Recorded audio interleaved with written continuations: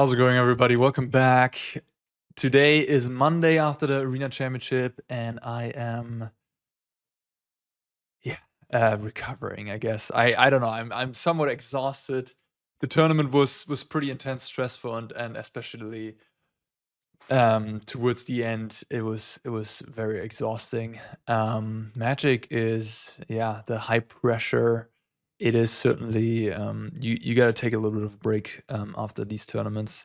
There's a lot of work that goes into it, into the project in a way, right? It's sort of like a big project. You have a squad, you have a team that you work with together, and then you know the presentation happens. I suppose the tournament happens, high pressure situation, and yeah, I had some really intense matches. In any case, my idea, instead of making normal content where play the deck, that I choose whatever, play 4 or 5 matches, 3 4 matches.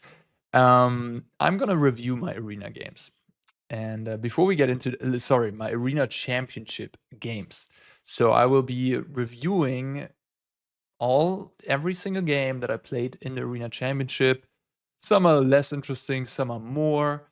I think I had 2 matches on coverage in total, and then the rest of the games I recorded. So yeah, I'm excited about that. A little bit of a new content that I haven't done before, but it's presumably interesting for you guys, and more interesting, I would think, than if I would just play this deck on ladder against some people. Sure, some of you already know the result of everything, so there's like less excitement there. But on the other hand, perhaps there's more learning to be done when I review my own games and point out interesting plays I would have done differently, and so on. Yeah, I chose Gruul aggro for this event. I worked together with Denriall, Sondike, Matthew Sapov, and James C. Zeeman. Between us, we had like 6 hours into each direction. Like I was in the middle in Europe, then 6 hours in China, and 6 hours to the east coast of the United States. It's pretty funny. In any case, was really great preparation. 3 of us played Gruul, the list that you see here in front of me, and one of us played Sultai Terra, basically blue-green Terra with a main deck splash of black and more black sideboard cards than with the average blue-green Terra list played. And yeah, we ended up on the deck thinking that it had less of a target on its back, because sort of Demir was taking all the spotlight. Demir took down the big Magic Online showcase qualifier, and he just was everywhere. And then Demir lists also were looking to beat the mirror more and more by adding more blue flyers, stuff like Fabloom Trick and Mockingbird and all that stuff, and moving away from Preacher of the Schism, Unstoppable Slasher, Shieldreds in the main deck, lots of like Anoint with Affliction to deal with Heartfire Hero. They were playing like Flood Pits Drowner, right, which isn't the greatest card against, like, it's fine, but it's not that great against the various Valiant creatures and Manifold Mouse, of course, that still trigger and still do something even when tapped. Yeah, so we wanted to play this deck because we felt comfortable playing it into Demir. It had less of a target on its back, and yeah, just a powerful strategy that this is just one of the best decks in the format. It was was less of an enemy to people, and that's pretty much why we concluded playing it. A safe choice. And I can already say that on day 1 we went 13-5. The 3 of us, we all made day 2, so quite a good result. And to day 2 we will come later. Speaking of the list, I think most of the stuff here is pretty stock. I can because it's open deck list, I wanted at least to have 1 Snakeskin Veil. I don't love the card too much. I don't think you have to actually play it in a deck, but playing it in open deck list is kind of nice, of course. 4 Innkeeper's Talent, that's a point of contention. Some people play less of it. I think it's quite strong against Demir. I'm on the fence if you want to have 3 or 4. It's just very nice against the black mid-range decks when they hold up removal and you can just play an Innkeeper's Talent on turn 2 and they sort of like wasted their turn a little bit. Very strong there. The ward is nice and it really helps you grind. It's just so powerful with Heartfire Hero too. Like Heartfire Hero and Incubus Talent. If you make that curve, it's difficult to lose a game against almost anybody really. It turns into a 5/5 turn 3. I mean, it's just ridiculous. Yeah, so that's why we want to have 4 talents. The Questing Druid in the main deck, very nice against Demir and other black decks. Just nice free for 1 potentially. Paw Patch Recruit is a little bit of an annoying creature also against the black mid-range decks. Again, it's sort of like prepping for the Demir matchup already in the main deck. If you offspring this out, you have 2 creatures that just really annoying against spot removal. Like if your opponent has a spot removal heavy hand, they will lose out. One issue with this card is like sweepers, Gix's Command, Malicious Eclipse. You become more vulnerable to those, so there's a little bit of a trade-off to be made there. But yeah, you kind of have to. I'm not like, especially considering how many people registered Gix's Command at the event itself, which was a surprising amount of people. I'm a little bit lower on the card, but it's still powerful on the play, and especially if Innkeeper's Talent in play, you can usually play around Gix's Command kind of well by pumping your creatures up to 3 power. And then 2 Scorching Shots. This is defensible to be something else as well. It could be Obliterating Bolt. It could maybe even be Lightning Strike. Just a little bit more removal to deal with stuff. I just wanted a clean answer to Shieldred, because Shieldred, especially game 1, a resolved Shieldred and a couple removal spells to slow down the game can really make a otherwise pretty easily winnable game just make it. You're gonna lose it. Like, it's just how it is. Like, Shieldred is so powerful, just like Archfiend of the Draws, that you really would like to remove her, because your deck can just fall to that card if your draw is not like super powerful. 2 Rockface Village, 2 Restless Ridgeline. Manland is good. It's defensible to only play 1 of these, play another mountain. I think Village is good. You could play 3 of them, but it can get a little bit awkward, especially like Scorching Shot, and only producing mana for creatures can be a little bit awkward. It's also post-board games where you have more spells sometimes. 4 Scream Nemesis was sort of a concession to the red mirror. We of course expected a lot of red matchups. I don't love Nemesis in this deck that much. I don't think it's that great, but it's one of the strongest cards you can play on the draw in the red mirror matches, especially against red aggro, where if you play this, you sort of just brick wall their attacks on turn 3 and really can catch back up. So sort of a concession to that matchup. You could also move some into the sideboard. Like, you could play 2 in the main deck if you expect less red, and then have 2 in the sideboard, or 1 in the sideboard. Just play 3 in the 75 if you expect less red. But we did think that after Demir, red was going to be the second, or like the conglomerate of red decks will be the second most popular. So we went for Nemesis. Sideboard, 3 Torch the Tower. Great against Demir, great against red decks. 4 Paw Patch Formation. This is just your anti-nonsense card, right? Kills flyers, deals with Archfiend of the Draws, Arculus stuff, Zur, Mono White, all these white decks of Temporary Lockdown and Leyline Bindings and whatnot. Caretaker's Talent, Paw Patch is going to be great. I don't think I sided in a single copy in the entire event. So, going in, you could have then, like, obviously it would have been better if I had played less of them and made space for other sideboard cards. You don't know that going in, of course, and it is fine insurance. I think on a ladder or like random gameplay, I would just stick to 4 of them. Relithomatic Barrage. This was a bit of a heavy meta call. We were realizing that the decks that are good against Demir specifically are white decks, like the Collector's Cage Queen white deck, or Convoke, which has 4 Sheltered by Ghosts. Both of them have 4 Sheltered by Ghosts in their 75 to beat red. And they are also good, like these Swarm decks, they're good against Demir. And then there's also the Blue-Green Terror deck, which is also good against Demir. So we found all these decks that are good against Demir, but they were kind of dying to our red version. And we liked our Demir matchup anyways with our Gruul deck. So what we did, we just prepared more for them, just in case they showed up. So that's why we added 3 Lithomantics to the sideboard. Turns out there was very few of those decks.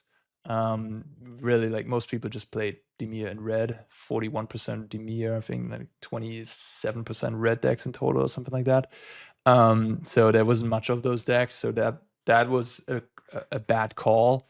In hindsight, I would have cut one of these Lithomantics and probably a Paw Patch Recruit and played maybe a Scorching Shot too, and played like Scorching Dragonfire and like 2 Obliterating Bolts to have a little bit more removal that is good against Enduring Curiosity, and also like Glissa and Preacher of the Schism out of Golgari, because that's with this list only four Scorching Shots in total.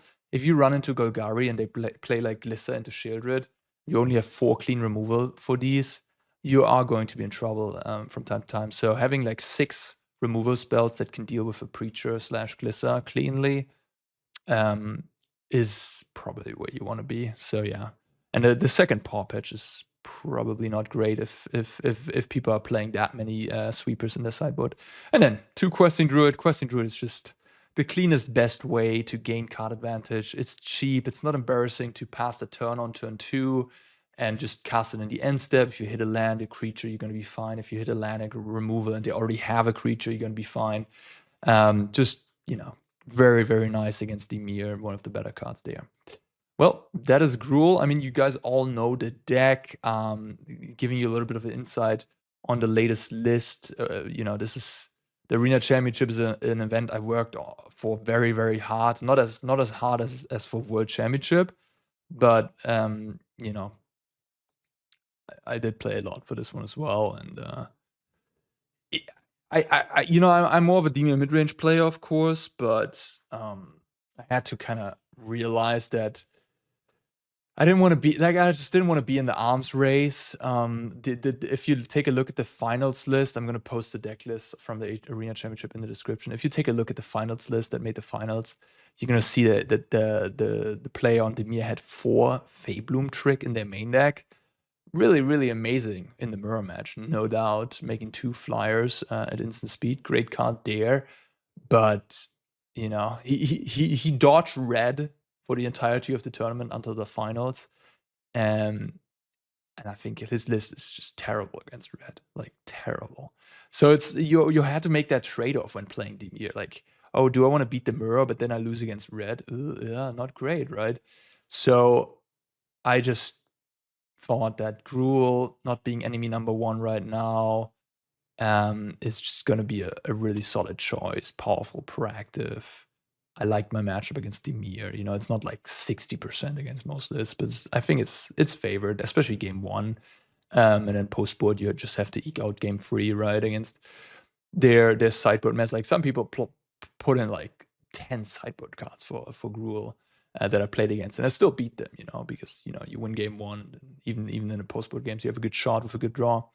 So yeah, in any case, this is why I came down to this deck. This is the deck I played. And yeah, let's review some games and maybe see some embarrassing plays from mine, maybe see some good plays, some things I regret, some things I can improve of, and maybe you can take something away from that. Let me know how you like this content, and yeah, let's start reviewing some games. Alrighty, here we are. First round opponent is Evan on Demir mid-range. Bit of a weird list. No Kaitos in the main deck, which like nowadays 4 Kaitos is sort of stock. And still playing 4 Deep Cavern Bat, which isn't really stock anymore, and 4 Preacher of the Schism, pretty aggressive, at least slanted against red decks. Also a Shield Red. When I saw this list, I was certainly not very happy. It's very unusual to play this many black creatures in the main deck these days. 4 cut down, 4 go through, 2 annoyance, 10 black spot removal as well. Not messing around with the Floodpits Drowner. And then, in the sideboard, we even have a Gix's Command, another Shield with a Phyrexian Obliterator, which is a fancy one. Very good against red, if you can cast it, which there's 4 islands and 2 Fountain Ports. So, yeah, just 19 lands in total, I guess, that can cast it, which not enough to cast a quadruple black card. Yeah, and 2 more annoyance. So this looked already tough from the get-go. I was like, damn, this player is really targeting red, even though Demir is one of the better decks in the format right now. In any case, that's the deck list, and here we go. I luckily won the die roll, and I have an opening hand yeah, I mean, with Innkeeper's Heartfire Hero, as I mentioned in the introduction, this is just a clear keep. We're going to go with Hero into Innkeepers here, hoping for no cut down on turn 1. There's 4 in the list. Opponent takes a mulligan. Yeah. So I can fast forward here a little bit. Heartfire Hero, Spyglass Siren. So no cut down. Perfect. I can just go Innkeepers. Thinking a little bit about the land here in case I want to sequence differently, like play Rockface Village. For example, if you draw like an Emberheart Challenger next turn, actually might have been a mistake to play the Verge there. Let me talk about this real quick. So if I play Village and I draw Emberheart Challenger, play it, target it with Talent, and then I hit like a Monstrous Rage or something, then I could use the Verge as my third land drop to cast that Burst Lightning or Monstrous Rage, but I can't use the Village, right? So I think it's a slight mistake, actually. Of course, if I draw Challenger there, that I'm just gonna play Nemesis, or I'm gonna target my hero, because getting hero up to 5/5 is obviously amazing. Then it doesn't really matter which land I play there, but it's a small thing. There goes the bat.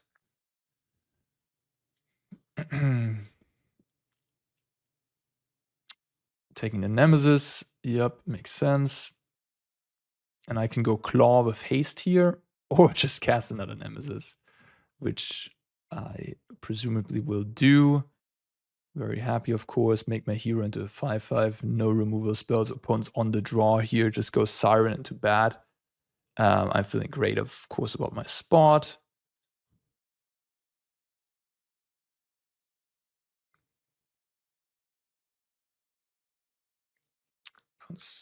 Opponents thinking about the map here on the Deep Cavern bat. Maybe missing land drops. Doesn't seem to have a Preacher, I guess. And then again, doesn't have another removal spell. So I'm really happy, like, feeling great about this. They have some jump blockers here, and they have a Tidebinder over there, which they're thinking about keeping. It doesn't do a whole lot here. They might be able to turn off my Heartfire Hero, but I can or counter the trigger when they kill it, but they're so low on mana. They need like 5 mana to do it with a Go for the Throat. And I can also not target my Heartfire Hero with the talent if I want to protect sort of the hero's ability. So they can't go like Tidebinder, disable it, jump block with a Siren, and then untap, Go for the Throat, right? I can just choose not to target it, and then they can't disable it with Tidebinder. Yeah. Here's an interesting turn, actually. I have some options. Not really, to be honest, actually. I mean, I will play the Claw and give it haste. That is just what you do here, of course. And then you can activate level 2 of the talent. And then sort of the one question is which creature gets a counter. I don't think it's Hero. Hero is already too big. I think it's either Nemesis or Claw. The Claw will be a 2/2, and if they double block the Claw, they go down to 2 life. So that's really... No, they're going to go down to 1 life, actually, because the Claw also deals some 1 damage when it attacks. I think I should have put it on Nemesis here to basically have both my best creatures provided with the Ward 1. That's sort of the factor there. If the Ward 1 wouldn't be a factor, I'm checking for... Yeah, because like you want to play on full control, basically. Represent Monstrous Rage. It's a high-level tournament. We're playing for lots of money. Yeah, I give it to the Claw, which I think in hindsight is a mistake. Because one way I can see myself losing this game is if they can like kill off my Nemesis. Like what they could have done here, for example, they could have played land, Go for the Throat, cut down, and kill both Claw and Nemesis. Right? I think this was a mistake. I should have given it the Nemesis, yeah. And then they can jump block the hero and then anoint my Heartfire Hero and win the game, theoretically, right? Like, that's a way for them to actually win the game. And if I put it on Nemesis, I guess it works the same way, doesn't it? If they have go for the road cut, then I guess it doesn't make a huge difference, huh? Yeah. Maybe it doesn't matter, actually. They go for Curiosity, go up to 6. Again, like, not having played a single removal spell this game. I do not have Lethal here. But I can make him double chump block and put him to like 1. I'm just thinking about where I want to put the Innkeeper's Talent counters, if I put him on Nemesis or Claw. And I ended up putting them on Nemesis to also provide ward there. And it basically means that they have to, because they go to 5 with the Claw triggered attack, they can't block the Claw at that point if I have 2 5/5s. So I'm just making sure, thinking everything through, but I'm just gonna put it on the Nemesis here, and they have to double jump, and next turn they will concede. Yeah, I'm really, I guess this is the first round of the tournament. I was like a little bit rusty still. I'm taking quite a long time on this decision. I was like thinking about all the options. I was looking at my opponent's deck list.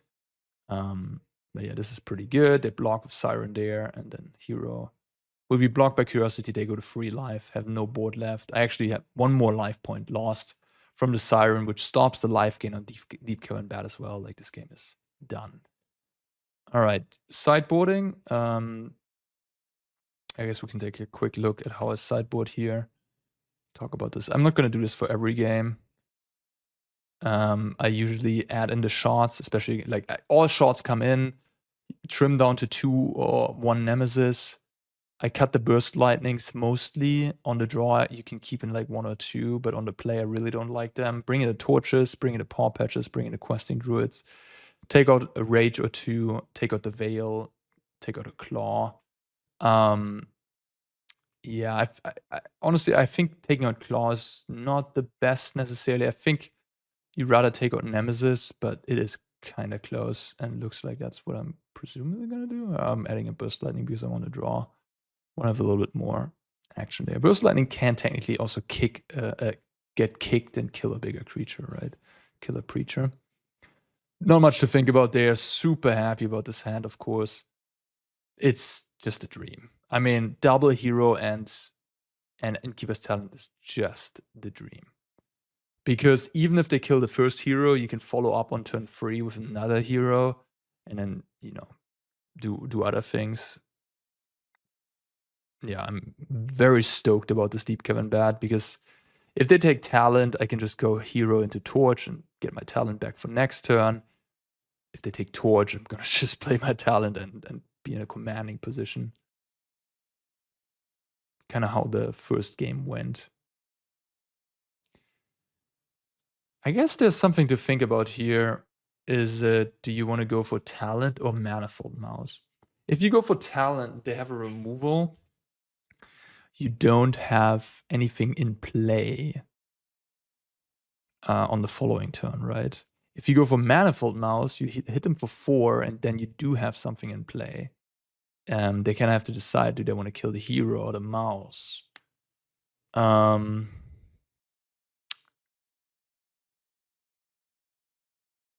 I feel like it's a little bit better to go for Innkeeper's Talent.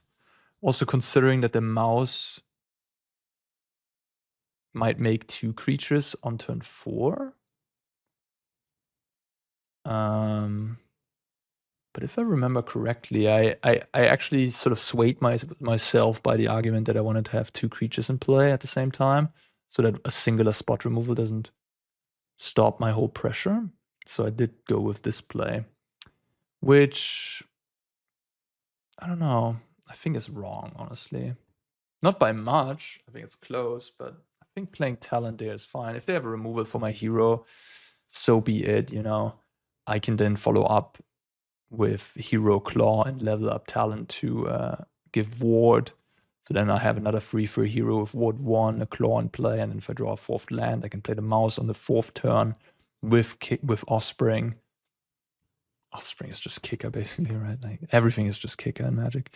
Yeah, opponents in the tank here for a little bit. Let's get, okay, they choose to anoint my hero in their main phase. And yeah, here a little bit of an interesting decision point as well. Where do you obviously you play talent, and then where do you put the counter with the talent? Do you want to go for damage on the mouse, or do you want to go for hero, make it a free? We know they have Anoint on top. Considering I have a second mouse in hand, I think I like putting the counter on the mouse and just pushing damage. But it is close.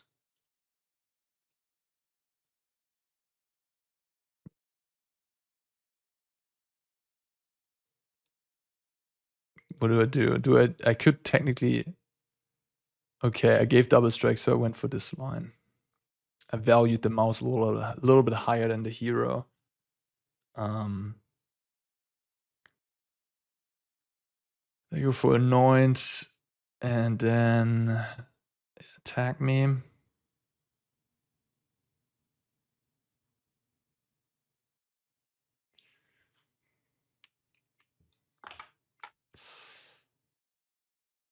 And then they also go for my Manifold Mouse. I draw a Nemesis, which, yeah, is the most reasonable play here. I mean, the other line is like Hired Claw, give haste, obviously worse than Nemesis.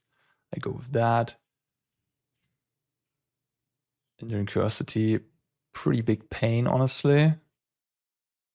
Really nice draw from the opponent here. And I do not have... Like, if I would have drawn Burst Lightning, I could have at least killed off the Deep Cavern Bat and then sack my Innkeeper's Talent to get rid of the Curiosity. But the way things are, I'm kind of have to... They also didn't make a land drop, so I know they have 3 spells in hand, which is kind of scary as well. So I have to somehow figure out a way to...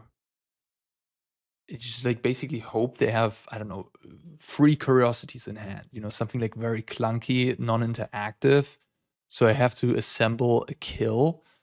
That's why I played a mouse here to get the double striking going, I think. Pump the mouse up, put him down to 12, something like that. But this was a tough, sort of like, you're clearly behind. How do you solve this? And then I leveled up here just because, you know, they only have 4 mana, so then they can only kill 1 creature. And the Hired Claw doesn't have the biggest impact, was my thinking. To this point, I might still... If I find a removal here, I can, again, kill the bat, kill Curiosity, maybe win the race somehow. They take the Innkeepers, they attack me with everything, I take everything. And they play a Spyglass, and they crack some maps and play another Spyglass. Which, so they didn't have interaction, at least. But yeah, I'm already on 3 life now. They're on 14. I really just have to find Monster's Rage. And yeah, but even that, I think, is like, at this point, I think I'm kind of drawing dead. Like, if this goes up to 3 power and then Monster's Rage puts it up to 6, that would be 12. They block for 1/1 here. So I'm drawing dead. There's nothing I can do.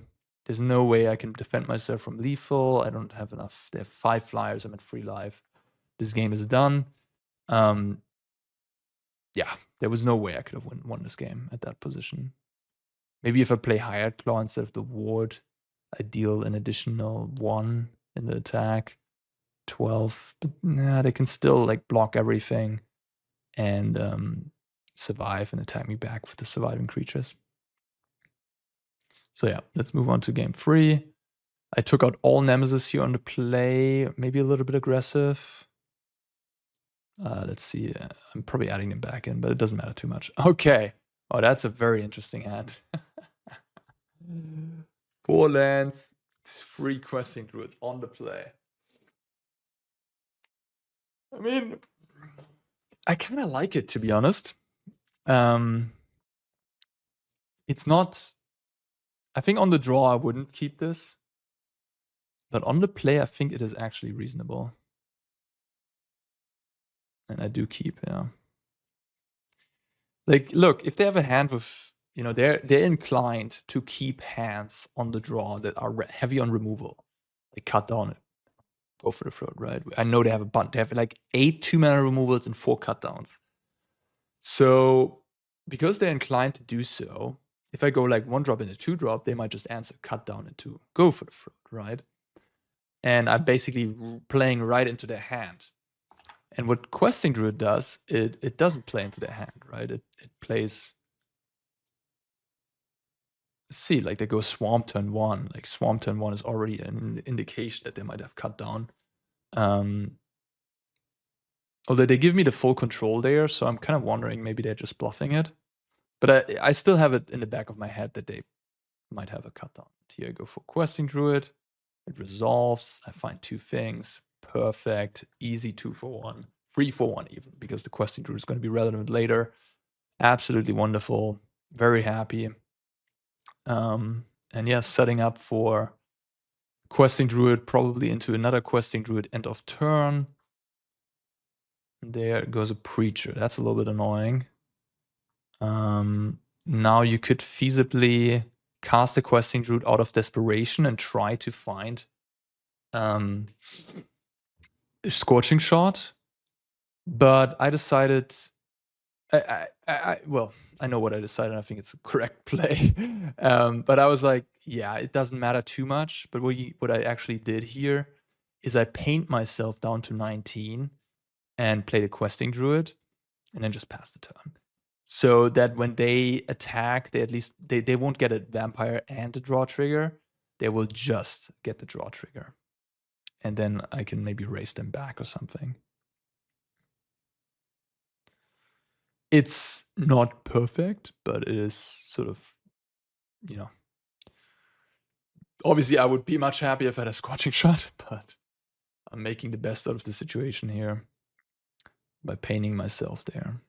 Yeah, goes for an attack, draws a card. I go to 17. And right now, I'm not feeling great. I really am not feeling great. And I'm like wondering what's happening here. Why are we thinking in combat? I'm like, wait, Kaito? And my opponent actually goes for the Kaito. And at that point, I was like, it kind of made sense to me what was happening because my opponent's list was kind of rough. They were not prepared for the mirror whatsoever. They were playing no Kaitos in the main deck at all. Which, actually one of the strongest cards in the deck, right? One of the reasons to play the deck. And then when they did this play, they had 2 Kaitos on the sideboard, and they brought in Kaito in the red matchup where it's really at its weakest. Also, no drowners. Like, if you have 4 drowner in your deck, I think Kaito is defensible on the play in the red matchup, absolutely. It's not totally unreasonable, but it's really not where it shines, right? Because it's so easily killable with the haste creatures with burn spells. And my opponent used it to return a Preacher, which that's something you basically never should do, especially not on turn 4 of the game. Like, what you can do is you can just attack and then play a Kaito and tap something or something. You know what I mean? Or like play a Kaito, draw a card. And in any case, I don't know what is going. I was elated to see this play. And it kind of like the qualification process to this tournament is via different formats, right? I presume my opponent was not much of a standard player. Their list looked very old and rough, and this play just kind of showcased that they don't really know much of what is going on and how they should play. I hit Rage and Scorching Shot, and I am now in a commanding position, able to kill the Kaito, have a big board presence, sort of starting to think about how I'm losing this game, and how, like, they have 1 copy of Gix's Command, for example. Like, so I don't want to walk into that too aggressively. I think what's a nice line here is probably just go Questing Druid, Heartfire Hero. No. You want to go Questing Druid, I think, plus Monstrous Rage on the Claw. No. Yes. No.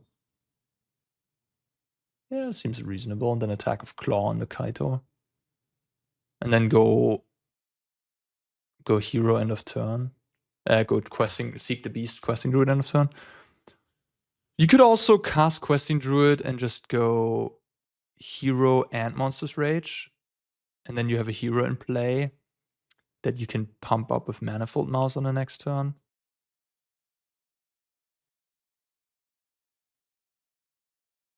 You can also pump the hero, actually. Yeah, I give the hero a free. It's kind of nice. So this way, Gix's command really doesn't do anything. And I can attack for 4 there, for 2 there. My opponent's still at 17, so I have plenty of life to work with.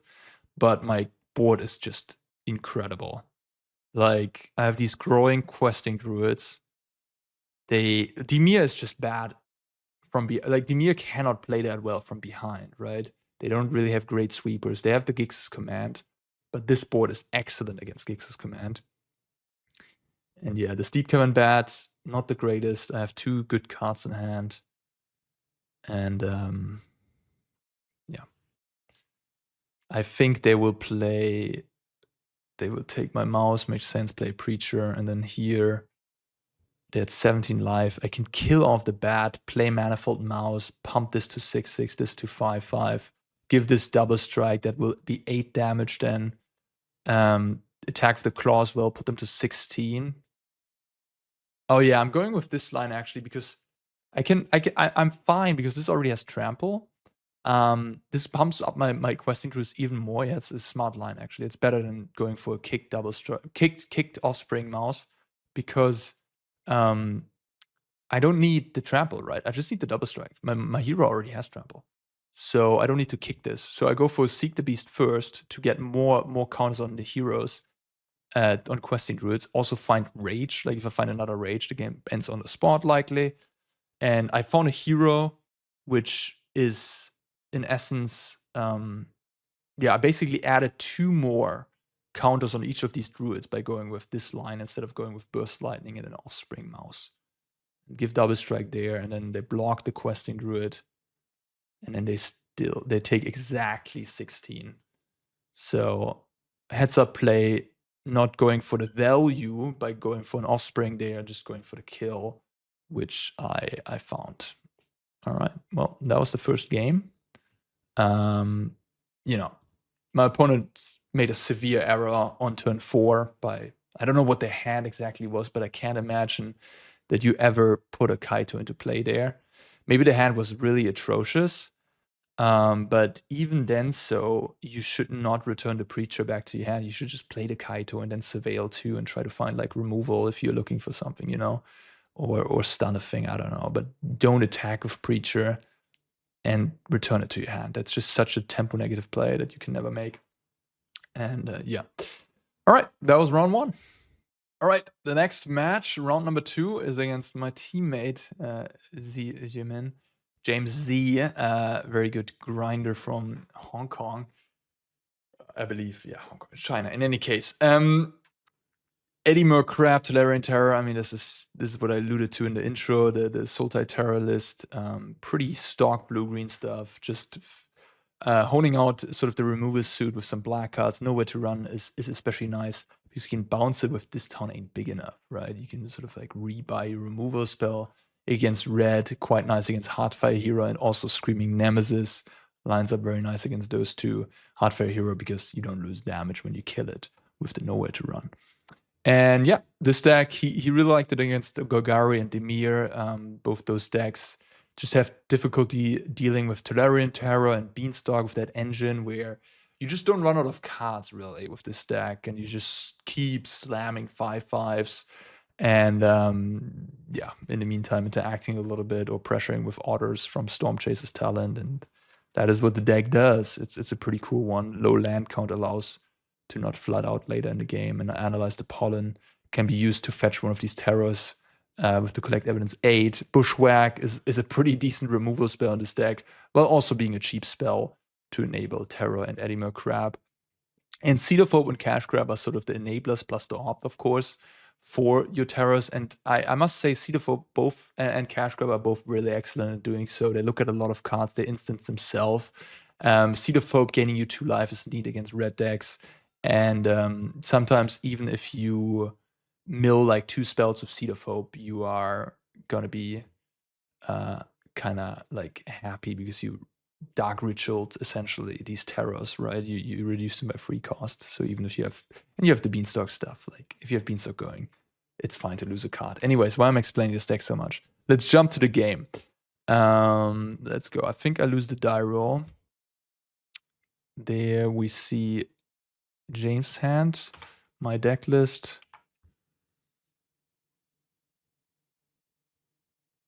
Right, maybe they're starting with James' hand. No, they started with my hand, but my hand is a clear keep. Nothing interesting here. Heartfire Hero, Innkeeper's Talent. I'm like, yeah, let's go. Keep having great openers for the games. Feeling really good about this. There's not much to think there. And then James is a bit of a tricky one. He has technically... I mean, his hand is fine, I think. He's on the play. He can just get an island with Analyze the Pollen, play Beanstalk on turn 2, and then Seed of Hope into spells and hope to get there. I would be surprised if he mold against this. Yeah, he does keep. He goes for the Analyze. I go for Copper Line into Hero, drawing a Ridge Line. He goes for the Beanstalk. And then I have an interesting decision again. I have the decision to either go with Manifold Mouse or to go with Questing Druid. This time to go with Innkeeper's Talent, I meant. This time I go with Innkeepers. I think the reason being for that is also that I have Emberheart Challenger in hand. So, like, while in the other hand, I didn't have another creature that can, like, haste in with damage. Here, I do have Challenger. So, getting the mouse down is, like, less important. Because I will have the possibility to deal a chunk of damage, even if they bounce the hero. There goes Seed of Hope, finding a land. And... fortunately for me, not finding another spell. So now James is a little bit in an awkward spot. Probably just has to pass and cast This Town Ain't Big Enough. I'm untapping. I drew a Kaplusan Forest. And here I know what James is playing. James has 2 Nowhere to run, Rona's Vortex, This Town Ain't Big Enough, a Go for the Throat. So I'm like trying to figure out what's the best line against those. And I think what is the best line against the single removal spell is just to play the Challenger and to buff the Challenger, or at least go to combat and see from there. Like, if I buff the Challenger, I can hit a land or a 1-drop creature to cast this turn. And I sort of diversify my threats. So I think that's the best line to take, and that is also what I do. Like, going for Manifold Mouse there will just result in the hero being bounced, me not dealing any damage, so that's not a good option. Or hero / bounce / killed, like, I don't know that he has This Town Ain't Big Enough. I don't see what's going on. He could have a Nowhere to run, which would have sort of been the worst case for me here. He has This Town Ain't Big Enough, and he decides to bounce the Innkeeper's Talent, which I'm not sure is correct. I think you could wait until a target and then bounce something. I just played a Ridge Liner, obviously, get my tap line out of the way. And now James drew a Seed, has to cast that, of course. Finds another Crab or Beanstalk, probably taking the Crab. And yeah, a bit of a clunker over there. No Rona's Vortex, no black removal. He went for the Opt to try to find an untapped blue source so he can cast these crabs. And luckily for me, he didn't get there. Plays a Storm Chaser's Talent. And I draw Monster's Rage. And I make quick math here. And it does turn out to be lethal. I can Burst Lightning the Otter and target my Challenger, give it double strike, and that is 17 points of damage. Something like that. I think 17, yeah. And with that, we go to game number 2. It's pretty crazy. Turn 4 kill here. Right on coverage. Yeah. Going to game number 2. In this matchup, I sideboard the Lithomantics in, take out some of the Scorching Shots, take out like Burst Lightning. Here you can see it on the right side. Torch the Tower came in. That is definitely wrong. They had like a lot of mistakes with a lot of these graphics. That's definitely wrong. I didn't bring in Torch the Tower. No way. And yeah, I trimmed a Nemesis, a Questing Druid, a Scorching Shot, a Burst Lightning, and a Talent. I trimmed a little bit of everything. And I added the Paw Patch because it's quite nice against Demir Crab. Demir Crab tapping 2 things if a Paw Patch in play means 4 counters that I can sort of, put on things. And then the Lithomantic's obviously fantastic. I did play test this matchup also a lot during testing, and I think I never lost against him. But yeah, I couldn't really. James, of course, was interested in playing the Gruul deck as well, but he decided to just. It's not really his playstyle. He didn't like it. Yeah, my hand is fine. This is just you can't really mulligan this hand. The one interesting decision is: do you play Paw Patch on turn 1? And I do think you do that. You just want to add pressure, and Paw Patch also makes it a little bit more annoying to like play a removal on my Ember Heart Challenger on turn 2, right? Because I do get the counter on the Paw Patch then. So this is very happy with this opening hand, of course. I'm gonna scroll ahead. All right, I went ahead here a little bit. They played a Beanstalk. I drew a Manifold and a 4th land. An opponent just went Bushwhack Beanstalk. Yeah. No, they went Hedge Maze, bin the Bushwhack, and then they played in Botanical and the Beanstalk, and now they have probably just have to go for Cash Grab main phase even. I guess if he's really lucky, he could have casted Tolarian Terror there, right? Like if he hits 2 more spells, then he can cast the Terror, which that's what he went for there. And now he found a Terror, and then he's just gonna go for Analyze, get a land, and cast 2 Terrors next turn. Me knowing that, this is actually an interesting turn here. I have sort of the option between Manifold Mouse to give double strike, Innkeeper's Talent, give a counter, which results in equal amount of damage for what it's worth. Although I guess you could Burst Lightning, which at that point, Burst Lightning will, with the double striker, would deal another 4. So you would deal 2, 10, 12, right? 12. This would be 8 plus 2 plus 2. So I could put him to 4. If I wanted to. It's actually also a pretty good line, isn't it? This is a tough turn. Yeah, I mean, if I... What do I lose to? Maybe I was meant to put him to 4. Instead, I know what I did. I remember this. I went for the Nemesis and just attacked for 7 and put him to 9. Basically leaving me with the Burst Lightning to potentially, have an instant next turn during combat. Yeah, for example, what I could do on the next turn, I could cast Talent and Mouse in the same turn, make the Challenger a 4/4, and give it double strike, which does actually get just traded by this Tolarian Terror, which isn't great. I wonder if I messed that up. Maybe I was meant to play Manifold Mouse there and just go for a huge chunk of damage, put him to 4, and then if he taps out for double terror, I can just go Innkeeper's Talent, pump the Challenger. Yeah, I think that was probably a mistake. The Burst Lightning, basically 1 mana to deal 4 damage is so good. I think I should have just gone and used my Burst Lightning that way. Also, if he's at 4 and he goes for double terror, he just dies to my Screaming Nemesis.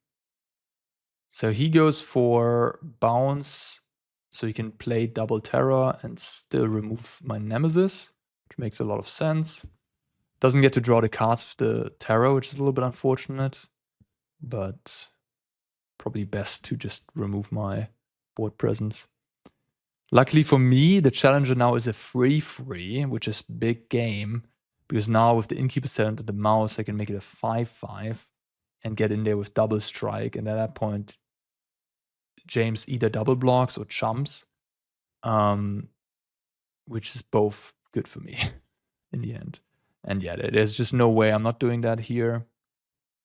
I'm just a little bit I'm a little bit disappointed in myself, I guess, that I Didn't go for the mouse line on turn 3 there.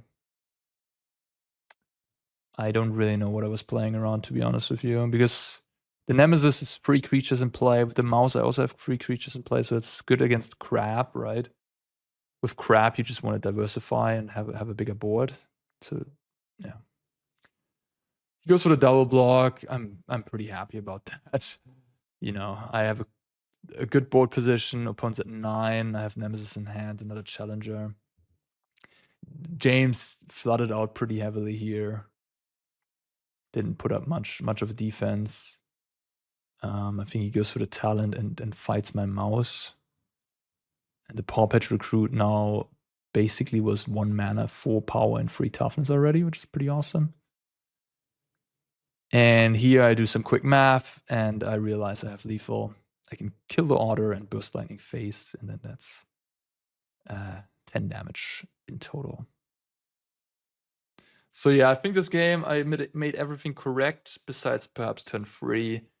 I should have just played the mouse and then hit them for 8, 10, 12, put them to 4 life. Yeah. Well, there you go. Victory for Huschenbeth. All right, next opponent is Kazuhiko Hasegawa on Convoke with 4 Sheltered by Ghosts in the main deck and 4 Mockingbirds and 2 Case of the Gateway Express, sort of like using up the flex slots in those ways. 4 Sheltered of Ghosts by Ghost is obviously a little scary for my red deck. A card that I, need to be aware of. And then 4 Torture Tower in the sideboard, and potentially brings in the Destroy Evils as well. That is what we're up against. And this is my opening hand. I'm on the draw. Again, pretty happy about this. 1 drop, couple 2 drops. Not happy about the Scorching Shot, but it can be fine by removing a Warden of the First Tree that they pumped up. Or is it Warden of the First Tree? You know what I mean, the 1/2 guy. So yeah. Goes for Spyglass Siren. I go for Hero, of course. The next turn, I'm likely going for the mouse. Although, yeah, I mean, the challenger. Maybe the challenger.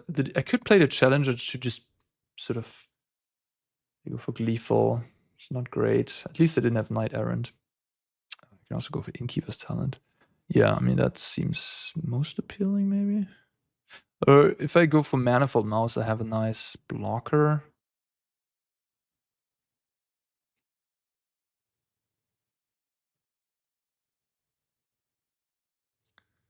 Yeah.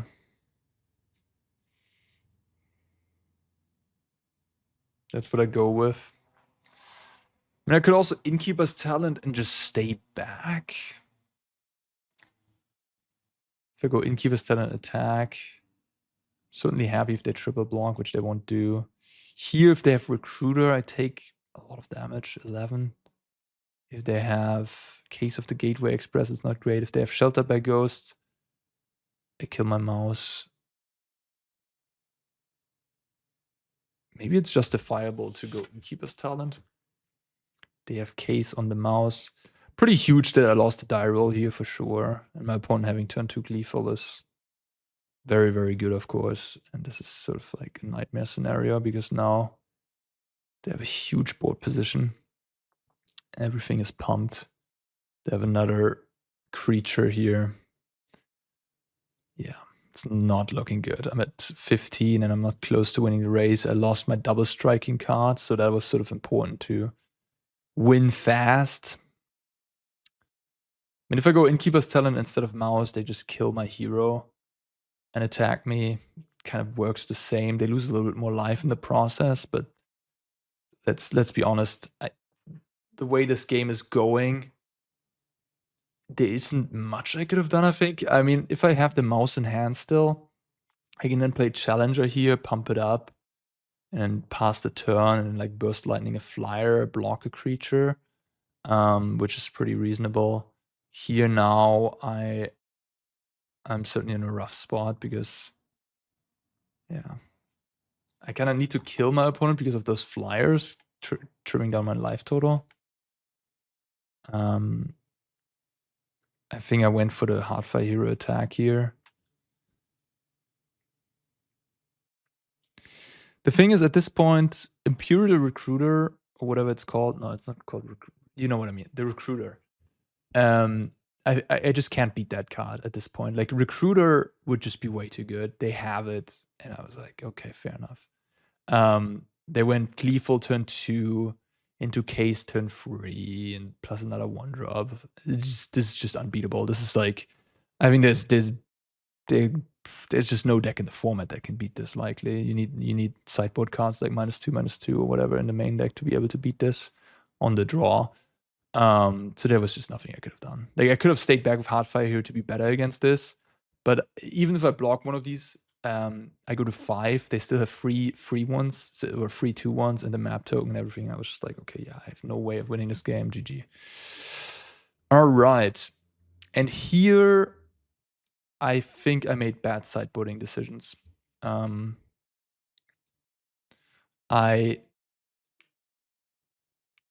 I kept in too many burst lightnings, essentially. I added the Lithomantics. I cut a Nemesis. I'm in the process of trimming things. I think it's a weird matchup. You would think that burst lightning is good to sort of stop their early development, stop them from convoking. But they bring in like 6 removal spells, up to 6 removal spells, and they have 6 removals in the main deck already. And some of the games can go kind of grindy, especially, yeah. So what I did here is I was a little too overboarded on non-creature things, and too much removal. I should have maybe taken out a talent and added like another questing druid, and then maybe cut like two of the burst lightnings and then maybe play higher impact cards. It's like burst lightning, you're not really winning any of the games where you go 1 mana, deal with a Novice Inspector or a Spyglass Siren. And it's difficult to hit the 1/2, the one that grows, the Warden, because they can like play it when you're tapped out, and you have to tap out a lot of the times early in the game, right? So I think burst lightning is kind of weak. It gets a little bit better on the play, of course, on the draw, because then you're playing from behind. But on the play, I don't think I should have. So here I have an interesting hand. It's a 7 with Hired Claw, Restless Ridgeline, and a lot of interaction and a Screaming Nemesis. I don't know. I could see that this is a mulligan. It sort of has the... I was like, the burst line, if that would have been like a questing druid, this hand would be a lot better, right? I had the Lithomantic. I have a Rage. They start with Torch. That made me really unhappy already, because like my hand was so light on creatures. I really didn't want them to kill my Hired Claw. And now I don't have a follow-up creature on turn 2. And they go for Cleeful again on turn 2 with Novice Inspector. I'm like, okay, great. I use my burst lightning there. Don't have a 3rd land yet either. Draw the 3rd land. And now it's an interesting decision. Do you actually want to trade with these 1/1s with the Nemesis? You do play Nemesis here, of course. I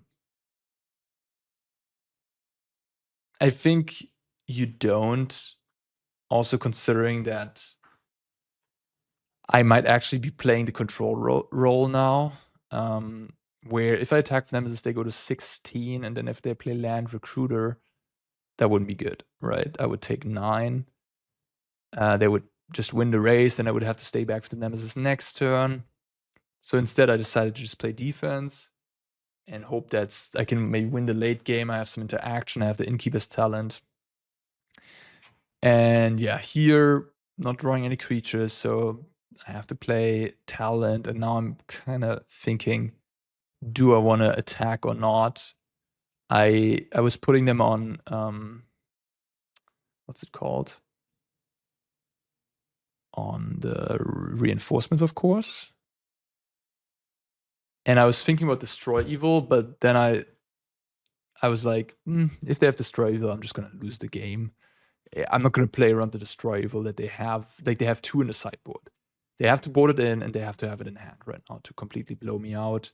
I'm not going to play around it. Yeah. It's actually interesting. Like, maybe you even want to have Snakeskin Veil on the play in this matchup, because it's kind of important to just combo kill them with Monstrous Rage. It's like, this is a racing matchup, right? This is really about racing, and in those racing matchups that are less about grinding, Snakeskin Veil is actually a lot better than against like black mid-range, where there's a lot of cheap removal and it's more grindy. Snakeskin Veil can get a lot better. Yeah, and here I think I just decide to attack and go for the rage and stop staying back. Especially if I make the Nemesis a trampler, I deal a lot of damage, and then if they have Sheltered by Ghosts, I can just barrage. Case is not very good against Nemesis. Nemesis is a 4/4 now, so the only really good answers to it are Destroy Evil and Sheltered by Ghosts. They have to Destroy Evil, and I'm like, okay, well, yeah. You saw me there, I go over the good game button. I mean, this is just like huge blowout. I feel like if the Burst Lightning would have been a questing druid, I could have played differently. I could have allowed myself to play around, for example, the Destroy Evil, right? I didn't really have a choice here, I think. I didn't really have a choice. But if that Burst Lightning would have been a questing druid, I would have had a good shot at winning this game. So, yeah, I'm just drawing a land here and just basically lose the game on the spot by not being able to deploy any things anymore. If I had a questing druid here, I would be totally fine. They had a removal heavy draw where they killed my 2 first creatures, and I didn't draw any other creatures after that. So a little bit unlucky. I kept the hand with 2 creatures. You know, I drew like 3 lands and Keeper's Talent. You could argue that my opening hand was maybe a mulligan as well. And they just, yeah. They just had the perfect lineup for the hand I had. Gleeful turn 2 again, very strong, of course. We kind of knew that Convoke was going to be a good choice because it's good against Demir, but I just didn't like the idea of playing a deck with, 12 fast lands and 10 pain lands. You're just going to lose games to yourself, to just shitty draws. And when you don't have the Gleeful early and you draw it like the Convoke deck has a lot of variance to it. And I was very happy with the Gruul deck, so I didn't see any reason to jump ship. And I also like the Convoke matchup with Gruul. I think it's positive for you. Also, like the 4 Sheltered by Ghosts, they help a little bit, but the Monstrous Rage double strike combination is just very difficult for them to beat. Yeah, I mean, you can always lose. Like they had Gleeful turn 2. Convoke basically plays a different format sometimes, but oftentimes they just fizzle to themselves. Like no deck can beat the Gleeful turn 2 into, follow up. You can't beat that. It's a little too powerful, right? But they have so many games where that doesn't happen either. This Convoke player goes on to go 6-0. Just Gleeful turn 2s all day, every day for them. In any case, I still remain pretty confident that Gruul is a superior choice because it's just way more solid. And yeah, so I'm 2-1 in the tournament now. Well, this whole reviewing has taken a lot of time already. I'm going to take a break. I might just end the video here and do another video for the next matches. This is 6 rounds of Swiss, and then on day 2 the bracket, the single elimination bracket. Yeah, let me know if you guys enjoy this content, and I guess I'll cut it short here. All right, see you soon.